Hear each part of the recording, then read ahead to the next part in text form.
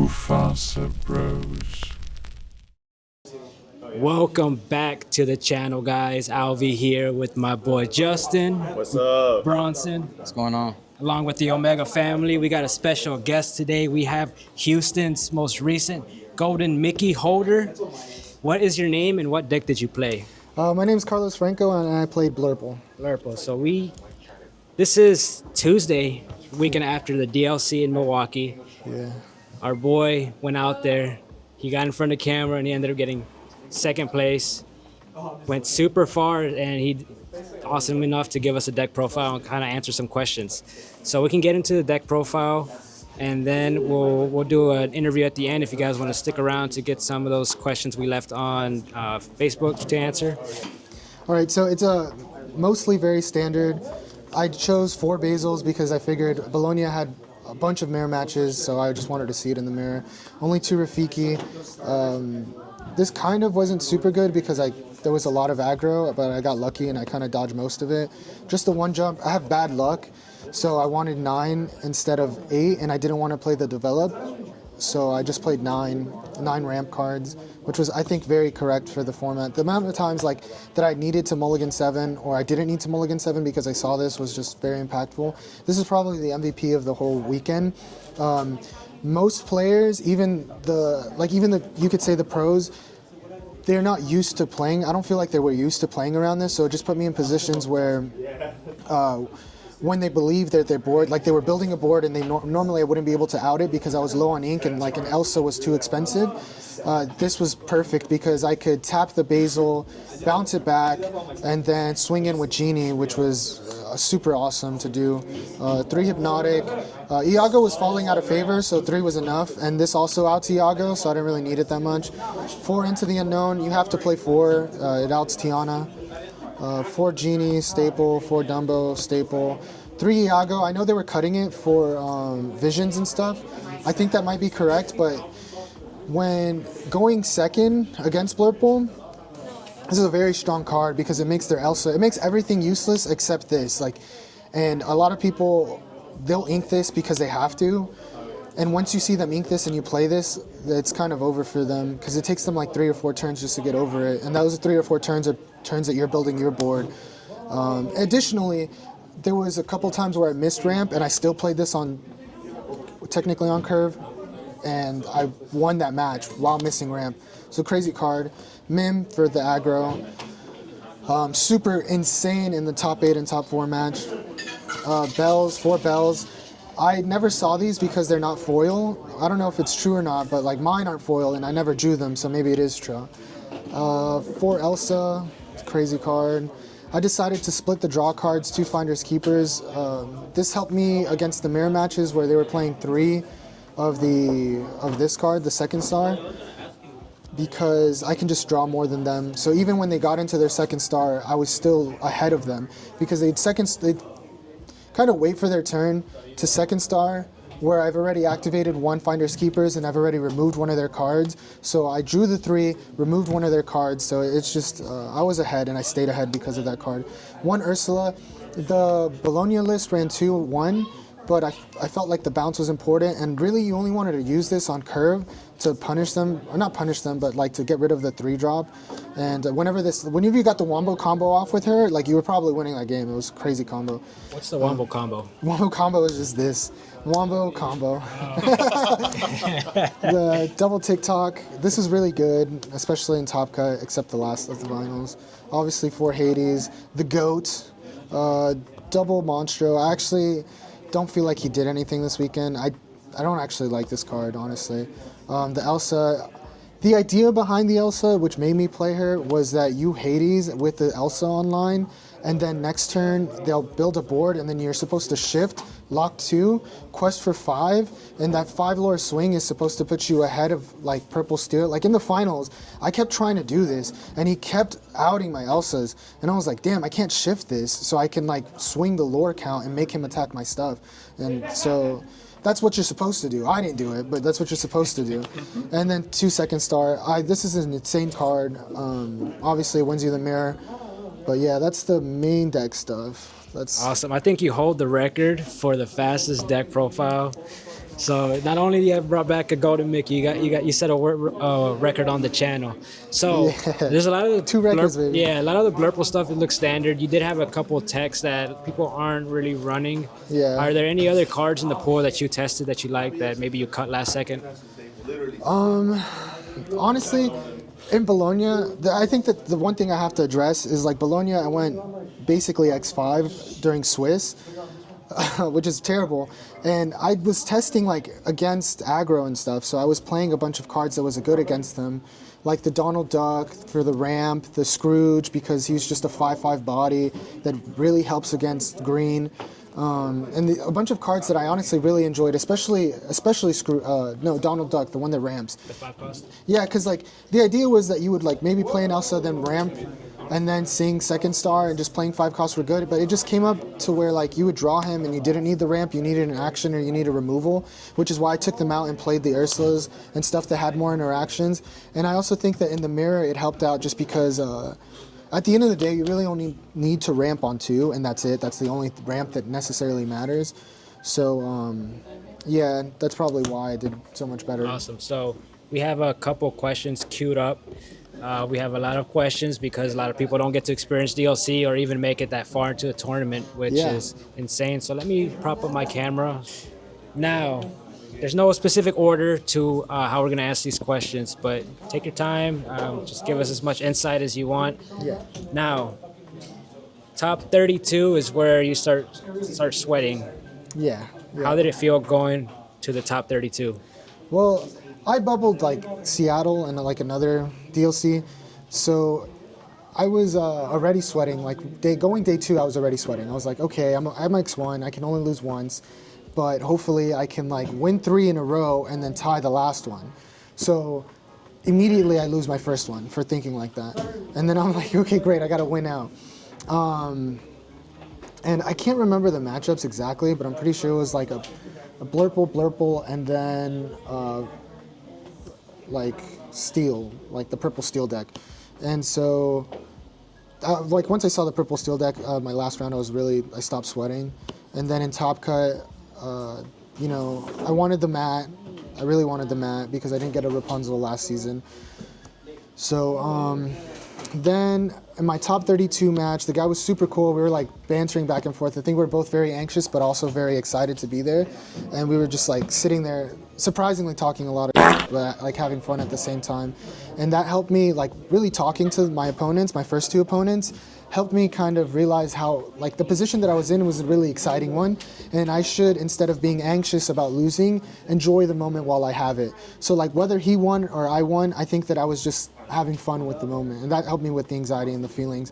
And then obviously that went away because I think top 8, I started getting on stream, and I've been dying to go on stream the whole day. I was like waiting for it because my friend Luis got it on like round 2 or 3, and I was like, okay, maybe this is my turn. Maybe I'll get stream this turn. But I literally had to go into top 8 to get on stream. So then when I was finally on stream, surprisingly, it wasn't that anxiety-inducing that you would think. Like, obviously, I was playing against Chris. I know who he is. I know he's a good player, but I just didn't feel as nervous because I got the key already. So maybe it was lucky that I didn't play top 32 and top 16 on stream because I wasn't nervous. After I got the Mickey, you know, I was like, you know, this is all just a cherry on top. I just wanted the Mickey. Play Chris. It goes well. I tried to like joke around with him and stuff because I was a little anxious, and joking around helps me get through the moment. He wasn't really taking it. He wasn't really talking as much until after the match was done, which is fair. Then top 4 was against John. He was talking like to me throughout Top Cut, and we were kind of like joking around and stuff. So like when we were playing, luckily like we were already kind of joking around, and it was like a fun match.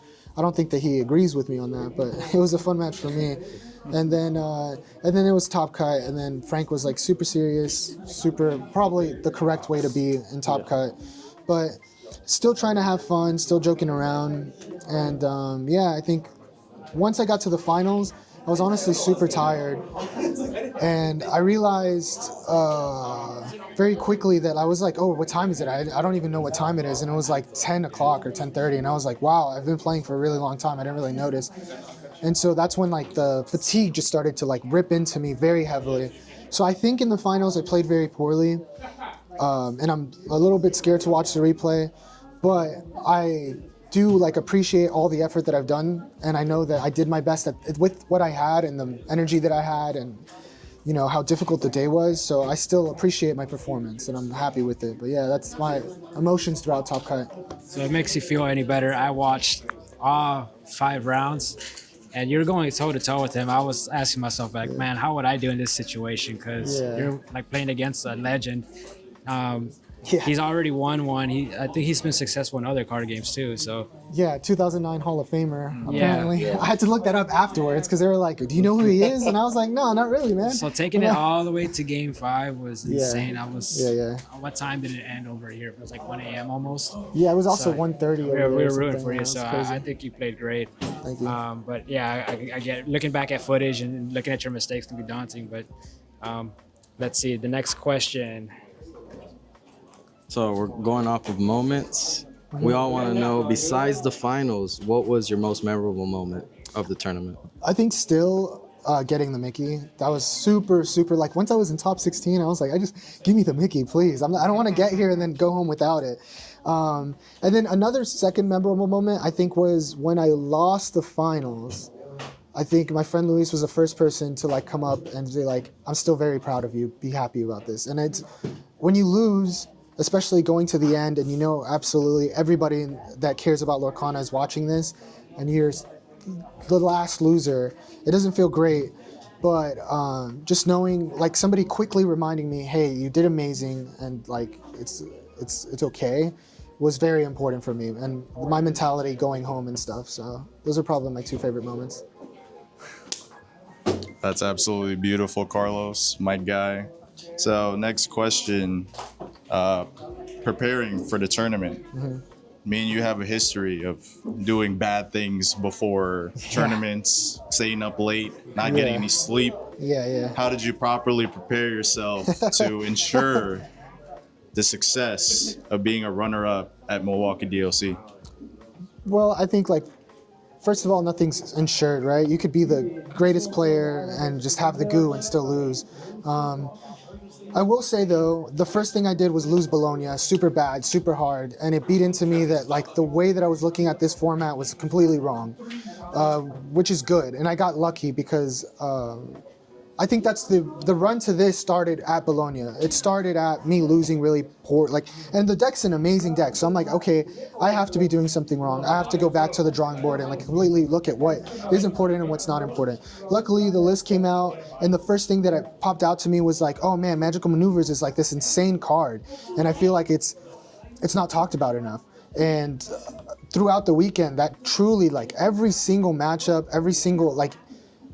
Excluding aggro, but every single matchup that I played, it just put in work, just because it's like, it's not only just about exerting a creature, it's also, you get to bounce a card, and then when you get that card economy back, I mean, like, how many times have you been playing Blurple and you have a Hades with 5 damage, or you have an Elsa with 4 damage, and you're like, oh man, I really want another Elsa.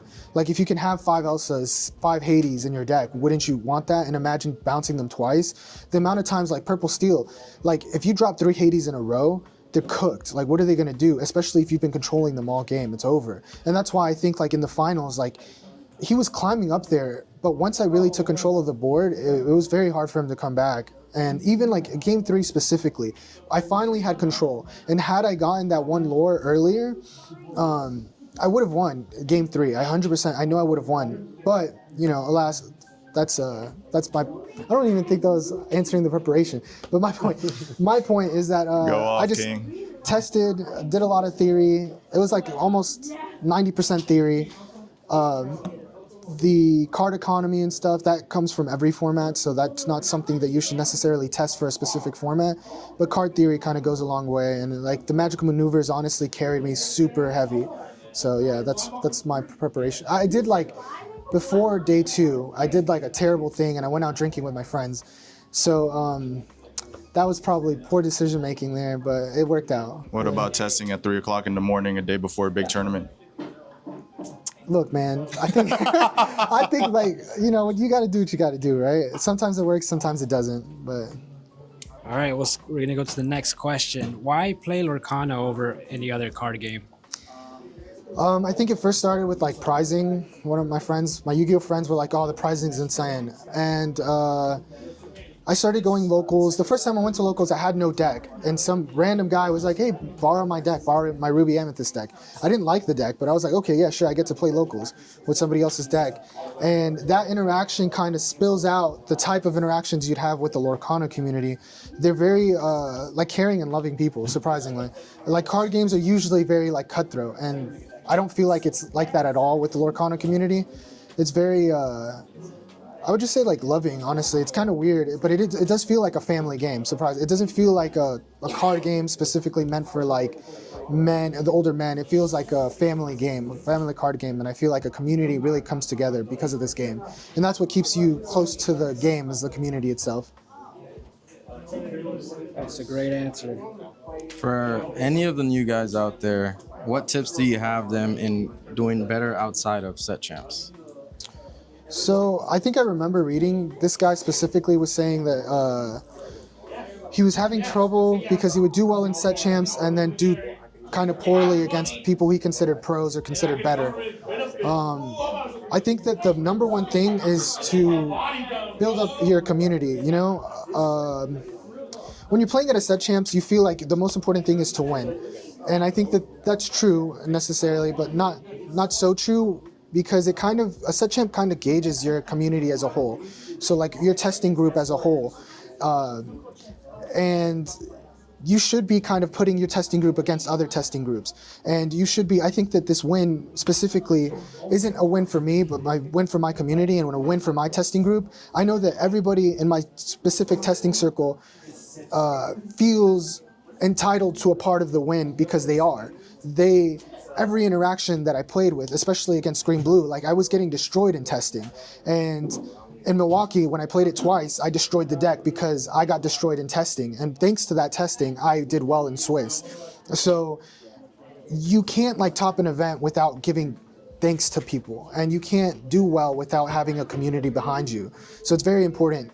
So I think that's the first thing that I would do, is build a community, test with that community, and get them to the point where they can beat you. They should be able to beat you. They shouldn't feel like you're the best player. I don't think my circle thinks that I'm the best player, and that's correct. Because whether I am or not, they also feel like they could have done this, and that's the point of this. That's the point of everything, is to know that like we can do it together. All right, so this is gonna lead to the next question, but how many mirrors did you play in Swiss and in Top Cut? 8? 8 total. Yeah. And how many of those did you win? How many of those did you lose? I lost 1. You lost 1, so you went 7-1 against the mirror. Yes. Notorious for, I remember a long time ago, they said, what's Blurple's worst matchup? Blurple. Which is not true. That's Which not is true. not true. That's At not the true. time, maybe it was. Yeah. But now there's other things in the mix. So in everything that you answered so far, I wanted to know what made you advantageous in the mirror. Dog, I am telling you, this card is cracked out of its mind, bro. This card right here, win you games, bro. Trust. Would you Trust. would you still only play 2? Would you consider playing more? Unfortunately, I think it's correct at 2. I wish I would play 3, but like the third one is the Ursula because of the Wombo combo. Other than that, this 2 is correct. It takes care of Iago. Iago's also really good in the mirror. I mean, people will say like, oh, I inked that, but no, don't ink it. I mean, unless you have to. But like, this will win you. This outs the Iago, and even against decks where like they were cutting the Iago, that bounce is so critical. Like that card advantage, because I'm telling you, man, you swing your Elsa into something, you bounce the Elsa, come back down, bounce thing, that's 2 exerts, 1 turn, 7 ink, crazy value, and then you take them out. Crazy. Yeah, it's crazy. So that magical maneuvers is the way. Yeah, 100%. 100%, that's why I won the mirror. And I have one last question myself, is holding Basil turn 1, whether you ink it, whether you play it, it seems like that's the difference between a good Blurple player and a really good Blurple player. Yeah. What kind of thinking do you have whenever you see that happen on turn 1? I think if you have Sail in hand, you almost never have to play a turn 1. Sail, inherently, I think that people misunderstand this card, and they think that on turn 2, it's like, oh, then I get to play one more card. No, Sail gives you a ramp plus your last turn. So the way that you should think about it is if I have 4 ink, then I can play my turn 4 again and ramp 1. And that's what like the importance is, and that's the difference between Sail. So like when you play it on 2, you ramp for turn 2, and then you get your turn 1 back, which is when you play your basil, and then or your Rafiki if that's what you choose. Like I think only against like dogs and only against like certain decks do you drop both Rafiki and then basil.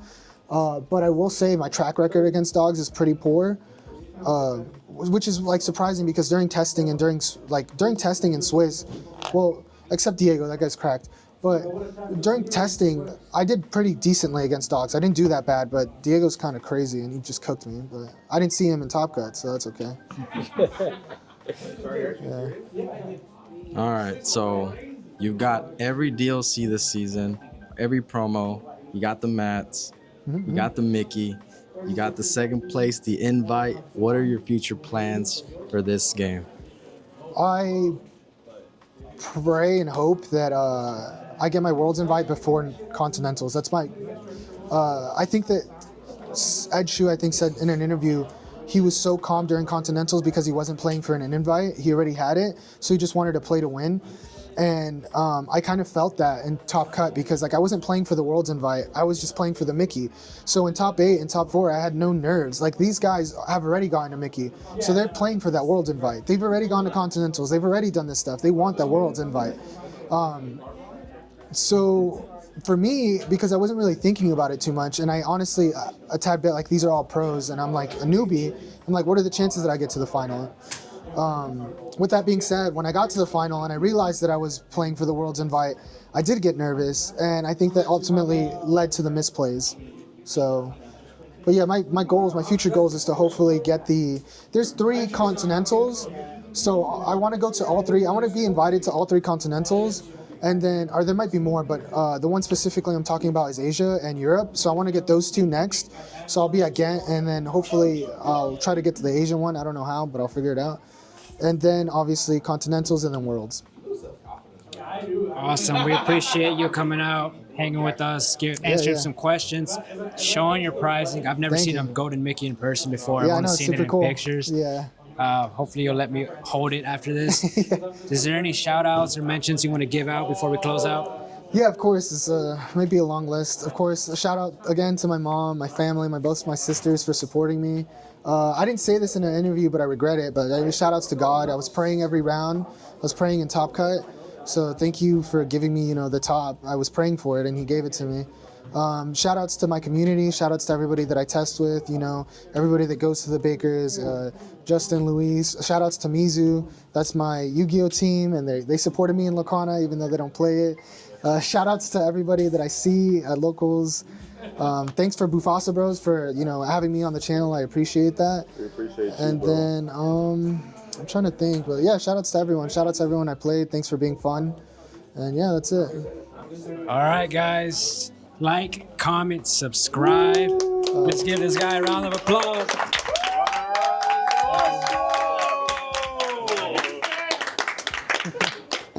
We'll see you in the next video. Peace. Peace. All right. Let me know when you're ready. Yeah, you're good, man. You open it, so Bonus footage. If y'all stay long enough, you get to see this. Oh my god, you need scissors, bro. No. Oh. There you go. Okay.